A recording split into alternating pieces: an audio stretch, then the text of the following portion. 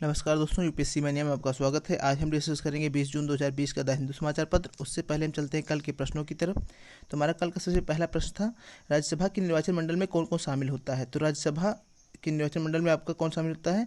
विधानसभा सदस्य बिल्कुल शामिल होते हैं, विधान परिषद सदस्य नहीं शामिल होते हैं। तो केवल विधानसभा सदस्य शामिल होते हैं, यानी कि ए ऑप्शन सही हो जाता है। अगला प्रश्न, निम्न में से कौन आरआईसी समूह का सदस्य नहीं है। तो हम पहले देखेंगे आरआईसी समूह का सदस्य कौन है। R for Russia, I for India, C for China. तो आरआईसी में रसिया, इंडिया, चाइना के तीनों का समूह है। तो इसमें रूस है, भारत है, चीन है, कनाडा नहीं होगा, सी ऑप्शन सही हो जाता है। तुर्की की राजधानी क्या है? तुर्की की राजधानी अंकारा है। तो ये हमने देखा। अब हम चलेंगे आज के समाचार पत्र की तरफ। तो सबसे पहले हमारी इंपॉर्टेंट न्यूज़ है, no outsiders on Indian territory, prime minister. तो जैसे कल जो है ऑल पार्टी मीटिंग बुलाई थी प्रधानमंत्री जी ने, तो उसके संक्षेप में उसको बाद में सारगर्भित करते हुए जो है इसका अंत में कहा, उन्होंने स्पष्ट किया। उसमें कुछ चीज़ें बताई, जैसे कि कोई भी भारत के क्षेत्र में कोई भी विदेशी या कोई भी बाहरी सेना नहीं प्रवेश की है, यानी कि उनका सीधा संदर्भ चीन से था। और उन्होंने कहा कि जो है भारत शांति चाहता है, भारत मित्रता चाहता है, लेकिन अपने संप्रभुता की सबसे सर्वोच्च रखता है। संप्रभुता अपने बनाए रखने को उसके लिए संप्रभुता सर्वप्राथमिक है। और दूसरी चीज़ है, China lays claim to entire Galwan valley. China ने जो है पूरे गलवान वैली को अपना क्लेम बताया है। जो गलवान क्षेत्र, जो गलवान घाटी है, भारत चीन सीमा के बीच विवादों का कारण बना हुआ है। तो चाइना उसको क्लेम किया है कि पूरा गलवान क्षेत्र ही हमारा है। तो ये चीज़ बताई जा रही है, जो कि बिल्कुल गलत है, आप जान ही रहे हैं। हम उस पर हमारा एसेस है। Scindia Digvijaya post easy Rajya Sabha polls victories. तो जो है जो ज्योतिरादित्य सिंधिया बीजेपी के नेता हैं, उन्होंने राज्यसभा का चुनाव जो जीत लिया है। और दिग्विजय जो कांग्रेस के नेता हैं, उन्होंने राज्यसभा का चुनाव जीत लिया है।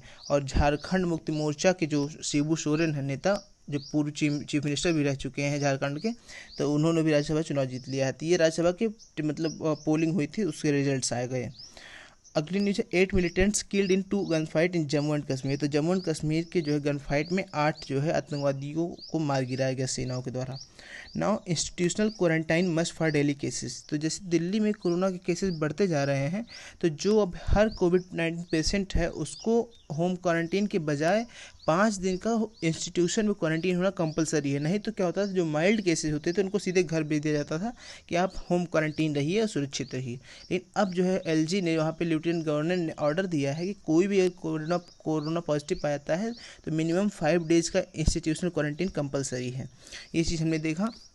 अब हम देखेंगे ये जो है अगली न्यूज़, जो हमारी panel recommends price cap on isolation beds.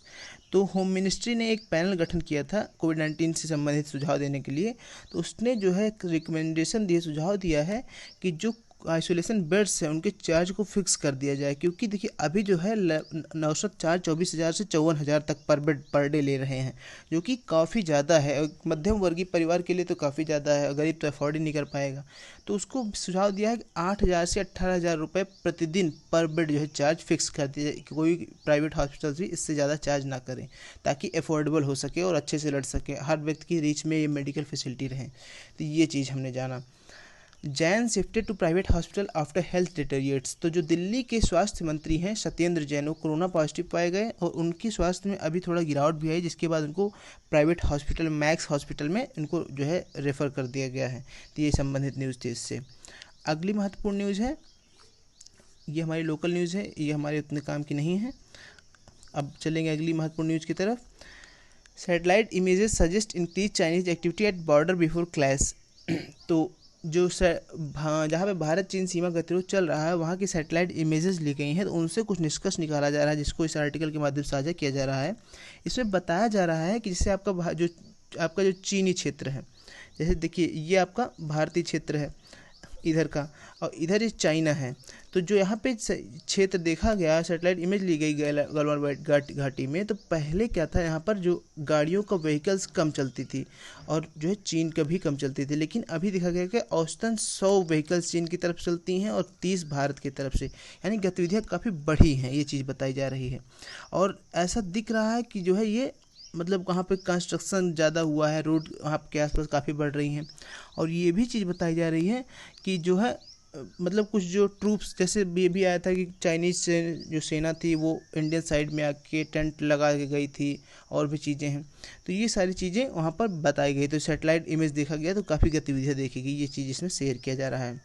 No Indian no Indian troops US से no Indian troops with us से चाइना। तो जो 10 इंडियन जवानों को चाइना ने छोड़ा था, तो उसके बाद जो है पूछा गया भाई कि जो है आपने ऐसा ऐसा क्यों किया, ये किया। तो उसने कहा भाई देखो हमारे पास कोई इंडियन ट्रूप्स नहीं है। उसने मतलब ये झूठ ही बोला, जाहिर सी बात हम सभी जानते हैं कि वो हमारे 10 जवानों को पकड़ के भी ले गए थे, लेकिन उन्होंने कहा कि हमारे पास कोई जवान नहीं, ये बात बताया चाइना ने। Russia begins discreet moves to defuse India China tensions. तो भारत चीन सीमा के बीच जो टेंशंस है ही हैं, तो इसी में देखिए आरआईसी की मीटिंग होने वाली है। आरआईसी क्या है? रसिया इंडिया चाइना का एक समूह है। तो इसकी जो मीटिंग होगी, इसमें जो है एक मुद्दा ये भी रखा जा रहा है। और रसिया देखिए, चूंकि रसिया के संबंध चाइना से भी अच्छे हैं और इंडिया से भी अच्छे हैं, तो रसिया इसमें महत्वपूर्ण रोल अदा करने जा रहा है। वो कह रहा है कि हम मतलब दोनों संबंध अच्छे हैं, इसका फ़ायदा उठाएंगे और हम परस्यू करेंगे कि इंडिया और चाइना दोनों को अपने आप से रिलेशन जल्दी से जल्दी ठीक कर लें। ये थी न्यूज़। अब हम अगली न्यूज़ देखेंगे। Now China embraces Bangladesh in trade. तो देखिए चाइना जो है अभी बांग्लादेश को उसने ट्रेड के मामले में एक विशेष छूट दी है। क्या छूट दी है? चाइना ने कहा है कि हम बांग्लादेश के लगभग 97% जो गुड्स हैं, जो भी इम्पोर्ट्स हम कर रहे हैं बांग्लादेश से, उस पर हम कोई टैक्स नहीं लगाएंगे। इससे क्या होगा? तो जो टैक्स नहीं लगेगा तो चाइना में बांग्लादेश के सामान सस्ते बिकेंगे, यानी अब जो है बांग्लादेश के जो है ज़्यादा फ़ायदा होगा। ये चीज़ बताई जा रही है। इसको इकोनॉमिक डिप्लोमेसी के रूप में बताया जा रहा है। अब हम देखेंगे इसको इकोनॉमिक डिप्लोमेसी क्या है। जैसे देखिए ये भारत है आपका, यहाँ पे आपका बांग्लादेश है, ये चाइना है, तो ये चाइना है, ये इंडिया है और ये बांग्लादेश है। तो जो चाइना से एक्सपोर्ट हो रहा था सामान, अब इस पर कोई टैक्स नहीं लगाएगा। जो चाइना को एक्सपोर्ट हो रहा था बांग्लादेश से, तो अब इससे बांग्लादेश तो खुश हो जाएगा। तो बांग्लादेश खुश हो जाएगा तो इसको जो है बांग्लादेश के माध्यम से इंडिया पर प्रेशराइज करना चाहेगा। देखिए चाइना इधर है ही है, चाइना इधर बांग्लादेश को अपनी तरफ मैनेज करेगा, जिससे इंडिया को दोनों तरफ से प्रेशराइज करे। तो बांग्लादेश को अपनी तरफ वो मैनेज करना चाह रहा है। इसको इकोनॉमिक डिप्लोमेसी बोली जा रही है। ये चीज़ हमने देखा, उससे संबंधित। अब अगली महत्वपूर्ण न्यूज़ है, gains from coal mine auction uncertain. तो जैसे 41 कोयले की खदानों की अभी जो है घोषणा हुई, मतलब उसको जो है वो किया जाएगा, 41 कोयले की खदानों को नीलामी के लिए रखा गया है। तो उससे बताया जा रहा है कि इससे कितना लाभ होगा वो निश्चित नहीं है। तो कैसे? देखिए कुछ चीज़ें इसमें जैसे बताया जा रहा है कि जिसमें इसका उत्पादन में, इसके खनन में और पर्यावरण संबंधी मानकों को पालन करने में जितना खर्च आएगा, उससे सस्ता तो हमारा रिन्यूएबल एनर्जी पड़ेगी। ये चीज़ समस्या है। और दूसरी बात, जो हमारे पार्लियामेंट्री स्टैंडिंग कमेटी है जो भी पर्यावरण मामले बनी है, उसके जो अध्यक्ष है जयराम रमेश, उन्होंने लिखा है पर्यावरण मिनिस्टर को कि इससे ट्रिपल डिजास्टर होगा। जो कोयले की खदानों को अगर हम अलाउ कर देंगे, क्या क्या ट्रिपल डिजास्टर होगा, ये चीज़ हम देखेंगे। तो पहली चीज़ तो बता रहे हैं, देखिए जो पहली चीज़ आपकी हो जाएगी कि ये एनवायरनमेंट लॉस होगा, यानी पर्यावरण प्रभाव पड़ेगा। दूसरी चीज़ क्या हो गई आपकी कि इससे जो फॉरेस्ट कवर है वो डिप्लीट होगी, यानी जंगलों की कटाई होगी। तीसरी चीज़ क्या बता रही है कि पब्लिक हेल्थ जो है, लोगों का स्वास्थ्य भी प्रभावित होगा। तो ये ट्रिपल डिजास्टर हो गया जिससे जो है प्रभावित होगा, ये चीज़ बताई जा रही है इसमें। तो हमने देखा कि कोयले की जो खदानें हैं उस पर जो है जो आवाज़ें उठी उसके खिलाफ, ये चीज़ हमने देखा। पर्यावरण संबंधी मानक इसमें होगा। India attends FATF group meet online. तो भारत जो है FATF की मीटिंग को ऑनलाइन अटेंड करेगा। तो हम जानेंगे FATF क्या है। FATF को फुल फॉर्म होता है फाइनेंशियल एक्शन टास्क फोर्स। इसका गठन G7 ग्रुप ऑफ 7 कंट्रीज़ ने किया था। अब इसका कार्य क्या है? इसका 2 कार्य है मुख्यतः। मनी लॉन्ड्रिंग को रोकना, यानी कि जो है पैसे की हेरा फेरी ना हो, गलत प्रयोग ना हो, मनी लॉन्ड्रिंग को रोकना। और टेररिस्ट फाइनेंसिंग को, यानी पैसे का प्रयोग जो है टेररिस्ट को फाइनेंस करने के लिए ना किया जाए। अब देखिए एक चीज़ ये करता है, इसको कैसे करता है? ये 2 लिस्ट बनाता है, एक ग्रे लिस्ट, एक ब्लैक लिस्ट। तो ये जो है जो कंट्रीज़ भी इन दोनों मामलों में पाई जाती हैं, टेररिस्ट फाइनेंसिंग या मनी लॉन्ड्रिंग में, तो उनको पहले ग्रे लिस्ट में डालता है, जिसमें अभी पाकिस्तान भी ग्रे लिस्ट में है। अगर उसके चेतावनी के बावजूद भी कोई कदम नहीं उठाते हैं, उनको ब्लैक लिस्ट में डाल दिया जाता है। और ब्लैक लिस्ट में डालने का मतलब है उनके खिलाफ सैंक्शंस लगाए जाते हैं। इन सैंक्शंस से उस कंट्री को नुकसान होगा। तो ये चीज़ हमें जाना FATF के बारे में। तो अभी FATF के ग्रे लिस्ट में पाकिस्तान है, जो उसके लिए चिंता का विषय बना हुआ है। और अभी न्यूज़ क्या है? इंडिया जो है FATF की जो ग्रुप मीटिंग होगी ऑनलाइन, उसको अटेंड करेगा। इसी के संबंध FATF की ही एक जो है वो है इसी के अंदर एक संस्था, एक छोटा संस्थान बना है, Eurasian group on combating money laundering and financing of terrorism, इसे EAG बोलते हैं, ये इसी के अंतर्गत बना हुआ है, ये हमने देखा। अगली न्यूज़ है Puri Shankaracharya wants a review of supreme court on रथ यात्रा। तो पुरी के जो शंकराचार्य हैं वो सुप्रीम कोर्ट के आर्डर को रिव्यू करना चाहते हैं रथ यात्रा पे। तो हमने पहले भी न्यूज़ पढ़ी थी कि सुप्रीम कोर्ट ने आदेश दिया था कि रथ यात्रा को अलाउ नहीं किया सकता है। ये पुरी कहाँ है? उड़ीसा क्षेत्र में स्थित है। ज्योग्राफी से रिलेटेड, ज्योग्राफिकल टर्म्स रिलेटेड भी क्वेश्चंस आ जाते हैं। तो पुरी उड़ीसा में है।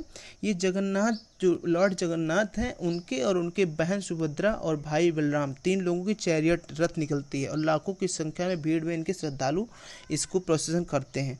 लेकिन अभी कोविड-19 है तो ऐसी संभावना ही नहीं है कि इनको अलाउ कर दिया जाए लाखों की संख्या में, तो संक्रमण हो जाएगा ना, तो उसको मना कर दिया गया है। तो जो पुरी के शंकराचार्य, उन्होंने सुप्रीम कोर्ट से कहा है कि भाई अपनी इच्छा व्यक्त की है कि सुप्रीम कोर्ट आर्डर को रिव्यू करे, ये बात बताई गई है। Individual contributions to NDRF gets green light from finance ministry. तो देखिए मामला क्या हम समझेंगे। अभी क्या होता, जो भी लोग फंडिंग कर रहे थे तो वो PM केयर्स फंड में फंडिंग कर रहे थे, प्रधानमंत्री केयर्स फंड जो एक स्थापना की गई थी। तो इस पर प्रश्न उठाया गया कि भाई ये RTI के दायरे में नहीं आता है, RTI फाइल नहीं की जा सकती इससे, तो इसके खिलाफ जो हम पैसा दे रहे हैं हमको पता नहीं कैसे खर्च होगा, तो प्रश्न उठाया गया था इस पर। तो बाद में हुआ कि NDRF में, इसके PM केयर्स के बजाय NDRF में डोनेशंस ली जाए। तो अभी फाइनेंस मिनिस्ट्री ने क्या किया है कि जो लोग चाहें, इंडिविजुअल जो भी व्यक्ति चाहें, वो NDRF में यानी नेशनल डिजास्टर रिस्पांस फंड में अपना डिपॉजिट दे सकते हैं, अपना कंट्रीब्यूशन दे सकते हैं। अब नेशनल डिजास्टर रिस्पांस फंड क्या है हम देखेंगे।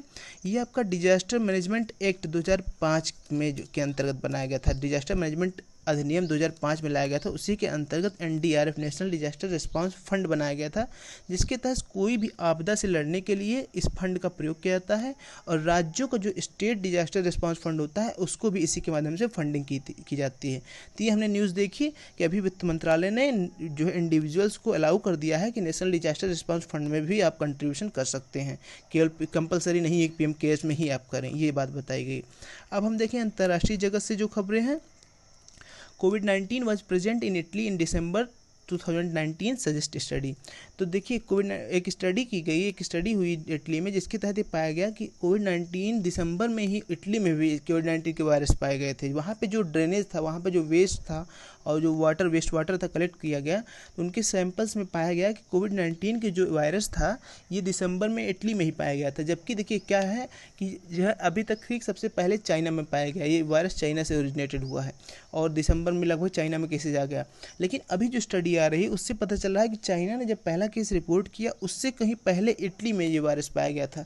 तो एक फिर स्टडी का जो अभी तक कंक्लूड नहीं हुई थी ये स्टडी, तो हो सकता है ये चाइना से पहले इटली में भी पाया रहा हो। तो ये चीज़ अभी निष्कर्ष स्पष्ट नहीं है, तो ये चीज़ हम देखेंगे। अगली न्यूज़ है IAEA passes critical resolution against Iran. तो ये बहुत इंपॉर्टेंट न्यूज़ है, इसको हम थोड़ा एनालाइज करेंगे अच्छे से। IAEA क्या है पहले हम जानेंगे। इंटरनेशनल एटॉमिक एनर्जी एजेंसी, ये आपका अंतर्राष्ट्रीय परमाणु ऊर्जा एजेंसी है। ये क्या करती है कि जो परमाणु ऊर्जा का शांति रूप से प्रयोग हो, ना कोई विस्फोटक या किसी जो है हथियार के रूप में मिलिट्री पर्पज के लिए ना यूज हो, इसको इंश्योर करती है IAEA आपका। तो अभी क्या हुआ है, ईरान देखिए 2015 में ऐसा शक हुआ था कि ईरान जो है परमाणु ऊर्जा का प्रयोग परमाणु हथियार बनाने के लिए कर सकता है। तो 2015 में एक डील हुई थी JCPOA, joint comprehensive plan of action, किसके बीच में? P5 कंट्रीज यानी जो परमानेंट कंट्रीज हैं यूनाइटेड नेशन सिक्योरिटी काउंसिल की, प्लस जर्मनी और ईरान के साथ। तो इसमें क्या हुआ, अभी 2018 में आपका डोनाल्ड ट्रंप ने इस जो है समझौते से बाहर आ गए डोनाल्ड ट्रंप। तो अभी कहा है कि जो है ईरान हमारी बात नहीं मान रहा है, तो ये चीज़ हुआ। तो इसके बाद जो है सैंक्शंस लगा दिए गए ईरान पे, हम सभी जान रहे हैं, न्यूज़पेपर में पढ़ रहे हैं। तो अब ईरान ने क्या किया है कि जो इस समझौते के तहत मानक तय किया गया था कि इससे ज़्यादा हम उसको इन्वेस्टमेंट नहीं करेंगे न्यूक्लियर मटेरियल का, उसको उल्लंघन कर दिया है। तो इसके पहले क्या होता था, IAEA को आज जो है अलाउ किया गया था कि ईरान में समय समय पर जाकर वो टेस्टिंग कर सके, चेक कर सके कि परमाणु जो भी परमाणु ऊर्जा का है उसका गलत प्रयोग तो नहीं हो रहा है। लेकिन जब इस यूएसए है इस समझौते से बाहर आ गया, इसके बाद क्या किया, ईरान ने अलाउ नहीं किया। भाई बोला कि जब हमारे ऊपर सैंक्शंस ही लगेंगे तो ये तो समझौता एक तरफा हुआ, हमारे ऊपर आप चेक करने आ रहे हो कि हम क्या कर रहे हैं क्या नहीं कर रहे हैं, और हमारे ऊपर सैंक्शंस हटा नहीं रहे हो, सैंक्शंस आप उल्टा लगाए हो। इसलिए IAEA को ईरान ने अपनी न्यूक्लियर फैसिलिटी को चेक करने का नहीं अलाउ किया। तो इसी के खिलाफ अभी IAEA ने क्रिटिकल रिजोल्यूशन पास किया है ईरान के खिलाफ, सभी सदस्यों ने मिलकर एक प्रस्ताव पारित किया है। ये महत्वपूर्ण न्यूज़ है, हमने देखा। अब हम चलेंगे अगली न्यूज़ की तरफ। तो अगली न्यूज़ हमारी, China charges 2 Canadian with espionage. China ने 2 कैनेडियन को जो है 2 कनाडियन नागरिकों को इस जो है जासूसी के उस आरोप में गिरफ्तार किया है।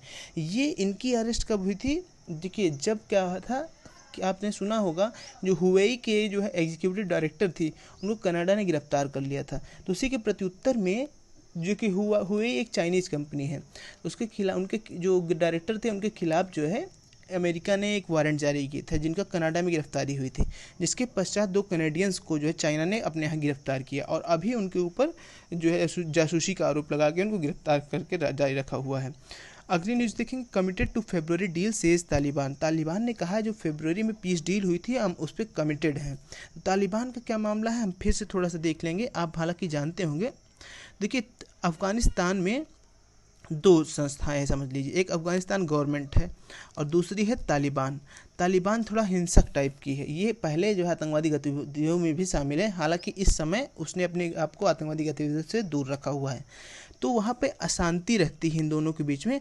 तो बीच में थर्ड प्लेयर आया यूएसए वहाँ पर जो है गवर्नमेंट की हेल्प करता है तालिबान से लड़ने में।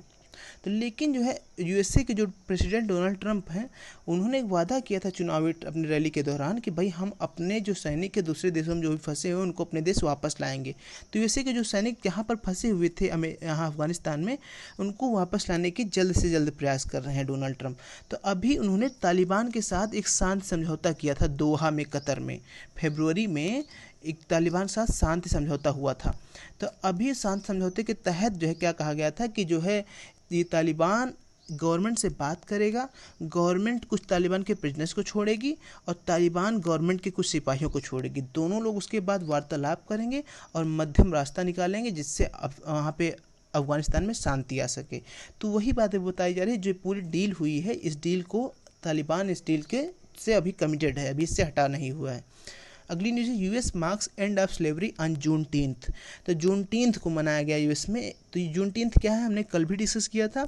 19 जून 1865 को अब्राहम लिंकन के द्वारा उस समय वहाँ के अमेरिका के प्रेसिडेंट थे, उन्होंने वहाँ पे रंग भेद का जो भी जो है भेदभाव है काले गोरों के बीच में, इसको अंत करने की घोषणा की थी। तो उसी दिन से इस 19 जून को वहाँ पर जून 10 के रूप में सेलिब्रेट किया जाता है और ये पब्लिक हॉलीडे होती है। तो कल 19 जून था तो उसको काफ़ी धूमधाम से मनाया गया, लोगों ने याद किया। और अभी इसकी प्रासंगिकता इसलिए और बढ़ गई है क्योंकि जॉर्ज फ्लॉयड की हत्या हुई थी एक वाइट जो है पुलिसमैन के द्वारा, जिसके बाद जो है ब्लैक लाइव्स मैटर मूवमेंट चल रहा था काफ़ी। तो इसलिए इस वर्ष इसकी प्रासंगिकता थोड़ा सा और बढ़ गई है और न्यूज़ कवरेज इसको मिली है। अब न्यूज़ है इकोनॉमिक सेक्टर से, पावर आउटपुट डिक्लाइंस स्टीपली।